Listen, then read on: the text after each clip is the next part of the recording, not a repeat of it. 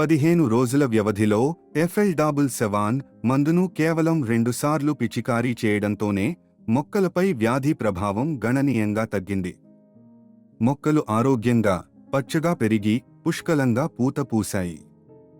చిగుళ్ళు రాలడం గణనీయంగా తగ్గింది మరియు కాయలు కూడా బాగా కాశాయి. మొక్కలు నాటి 50 రోజులే అయినప్పటికీ పొలం ప్రస్తుత పరిస్థితిని చూస్తుంటే ఈ ఏడాది దిగుబడి బాగుంటుందని నాకు పూర్తి నమ్మకం ఉంది. నా పేరు ఆంటోనీ.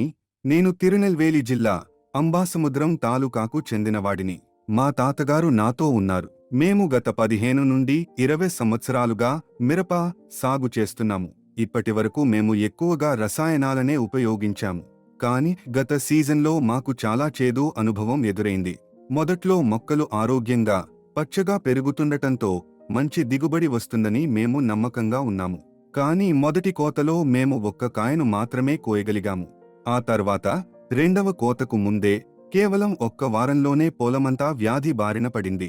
గత సీజన్లో మొక్కలన్నీ వాడిపోయి పొలమంతా నాశనం కావడంతో మేము భారీ నష్టాన్ని చవిచూశాము. ఈ సీజన్లో మేము మళ్లీ సాగు ప్రారంభించినప్పుడు ఏపీకేఎస్ ఆర్గానిక్స్ వారి FL77 వాడమని మా తాతగారికి సూచించాను. మొదట్లో మేము వేరే ఏ ఉత్పత్తిని ఉపయోగించలేదు. ఈ పొలంలో కేవలం మాత్రమే వాడాము. మేము దీనిని 15 రోజుల వ్యవధిలో 2 సార్లు పిచికారీ చేశాము. విత్తనాలు నాటి 50 రోజులే అయింది. మేము ఇంకా కోత ప్రారంభించలేదు. కానీ ఈ దశలో మొక్కల పెరుగుదలను చూసి నాకు చాలా సంతోషంగా ఉంది.